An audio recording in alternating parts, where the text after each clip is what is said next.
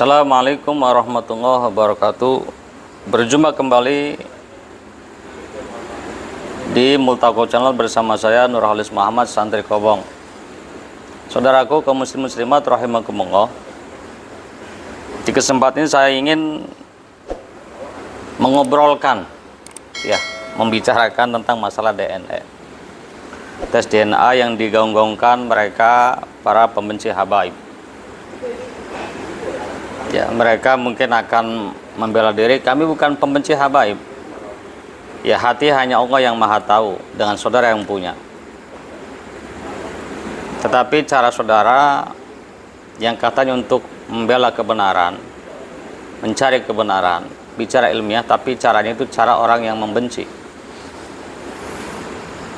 Jadi, nuziltu manzilatal mughdibin.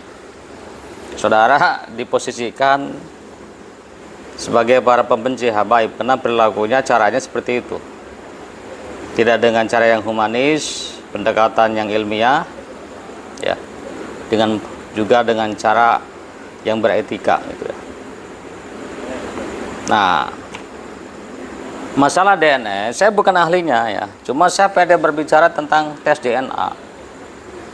Kenapa? Karena saya perhatikan dari kalangan pembenci habaib, pendukung Ustadz Imaduddin itu pede-pede ngomongin tes DNA, padahal mereka bukan pakarnya. Termasuk Raden Fakih yang itu dilulukan katanya pakar tes DNA gitu, pakar DNA, ahli genetik. Tapi saya lihat dia bukan ahli-ahli banget begitu. Sebab ketika ada yang menanya, gimana kalau haplogrupnya O? Oh, bisa mungkin mutasi dari J. Oh, bisa mungkin. Kalau ilmiah jangan begitu. Harus jelas, ini mutasi dari haplogrup J. J1 atau G2, terserahlah begitu ya. Ya.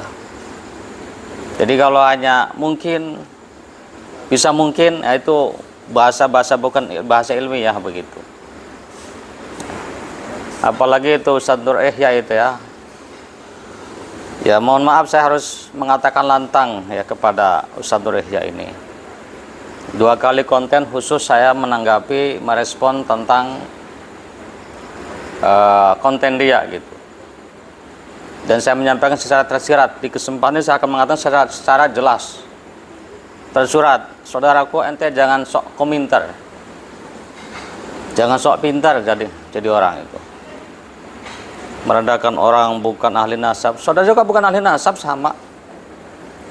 Ketika orang baca salah kitab, suruh belajar banyak lagi ya, banyak belajar lagi. Nah, saudara juga salah baca kitab gitu. Ya, kalau salah sabkulism saya kira siapapun bisa, apalagi saya ya, baca kitabnya masih sokan keliru gitu.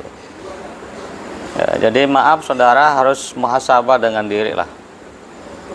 Jangan gampang merendahkan orang, ternyata saudara pun tidak punya kemampuan atau kemampuan saudara kurang begitu.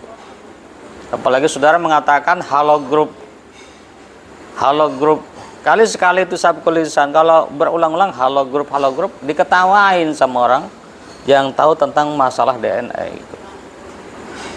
Makanya saya kesempatan ini saya pede ngomongin DNA. Saya bukan siapa-siapa dan bukan ahlinya sama sekali ya. Tapi karena melihat kalian itu pada pede-pede ngomong DNA dan melulukan DNA, maka saya jadi pede gitu, berani ngomong masalah ini. Para pemirsa, begini.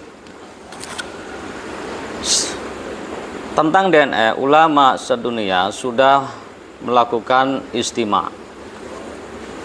Beliau-beliau bermusyawarah menyikapi tentang tes DNA, penemuan baru ya di abad sekarang ini, abad belakangan yang saya maksud. Apakah nanti bisa berpengaruh dalam masalah fikih seperti isbatun nasab atau menafikannya dan seterusnya?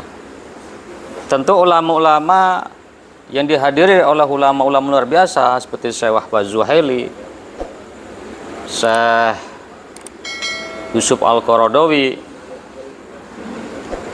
Syekh Said Ramadan Al-Buti rahimahullahu taala, beliau sudah meninggal syahid ya. Dan juga ulama-ulama yang lain yang saya tidak hafal satu persatu nama beliau. Jelas itu ulama-ulama kibar ya. Ulama besar tentu kan ketika membicarakan masalah tes DNA itu tidak asal kira-kira, asal merumus bersama, bermusyawarah gimana saja tanpa menghadirkan pakar yang nggak mungkin. Tentu beliau itu harus melakukan tasawur dulu gitu, gambaran masalahnya bagaimana DNA itu. Dihadirkan pakarnya, gimana beliau-beliau itu berbicara tentang masalah ini. Dan akhirnya apa, disimpulkan beberapa poin ya. Dan saya hanya menukil beberapa poin yang dihasilkan ya. Saya akan bacakan 2 dari poin yang banyak itu.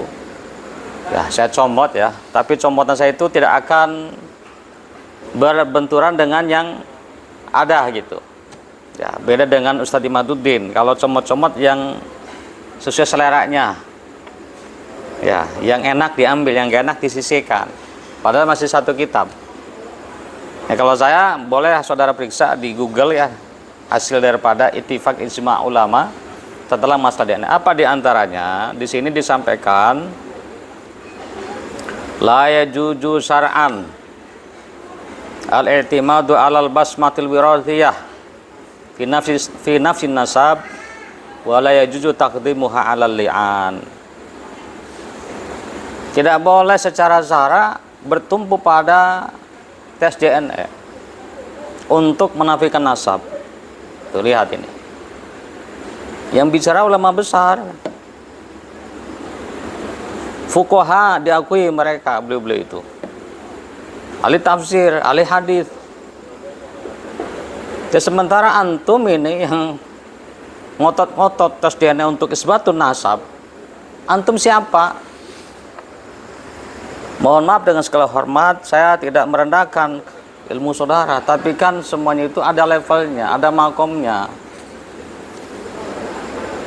Nah, yang hadapi saudara itu bukan ulama-ulama kelas kampung, kelas kecamatan atau kabupaten. Ya, bukan kelas provinsi,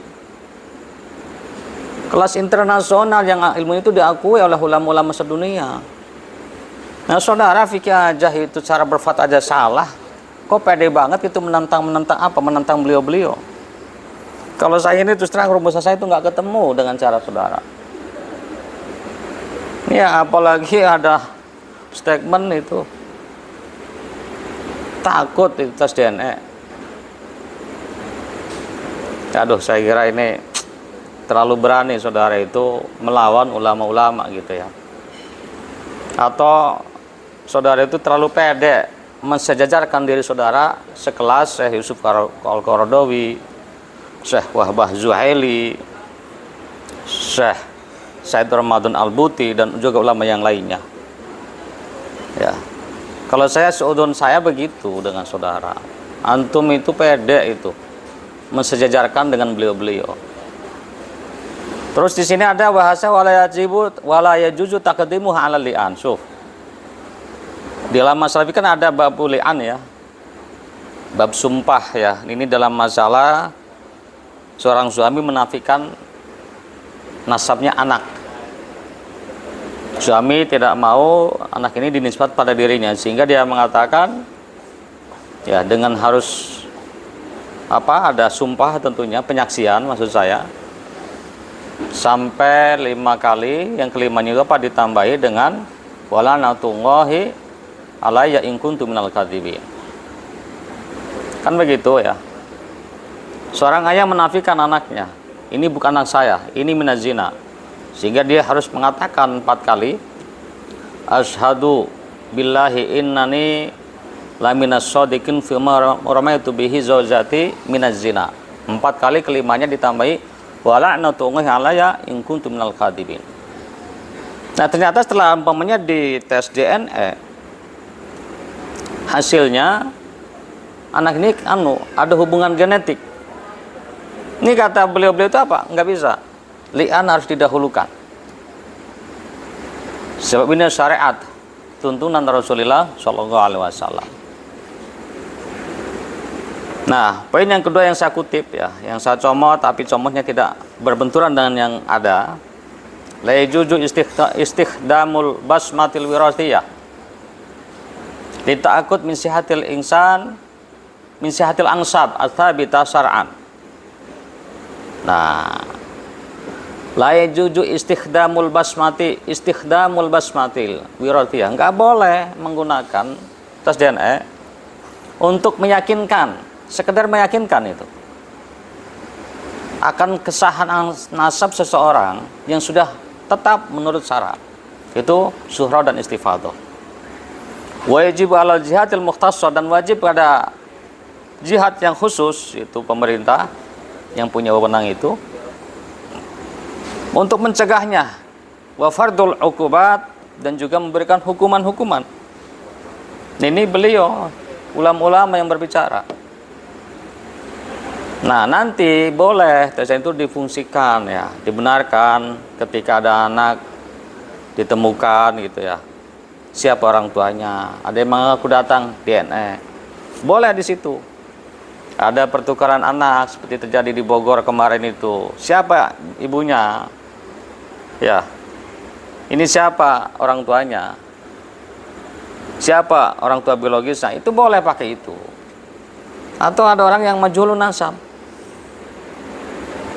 Nah, saya yang bukan ahlinya, saya mencoba memahami fatwa-fatwa beliau ini. Oh, kenapa sehingga dalam hal ini tidak dipakai dalam itu masalah isbatun nasab atau menafikan atau li'an lebih didahulukan.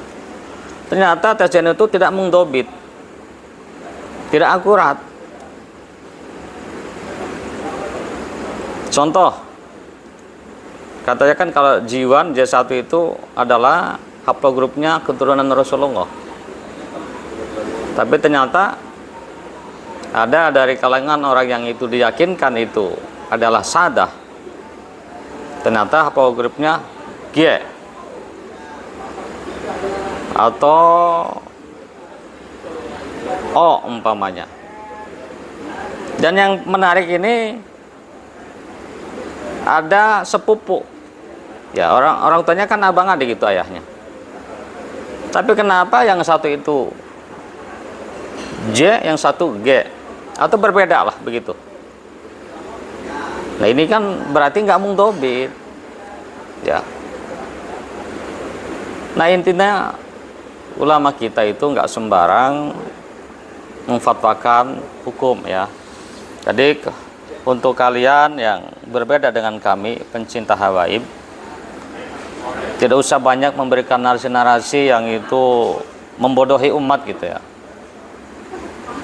Ulama-ulama kita ya, yang ilmunya sudah diakui, tidak asing di mata para ulama sedunia, tidak sembarang tentu memberikan poin-poin fatwa-fatwa beliau. Kenapa? Tanggung jawabnya adalah fid dunya wal akhirah. Nah, itu saja ya. Ya, dari saya yang bicara dengan cara serampangan dalam masalah tes DNA, tapi insya Allah punya aturan gitu ya. Ya, mohon maaf kurang lebihnya. Sekian, wassalamualaikum.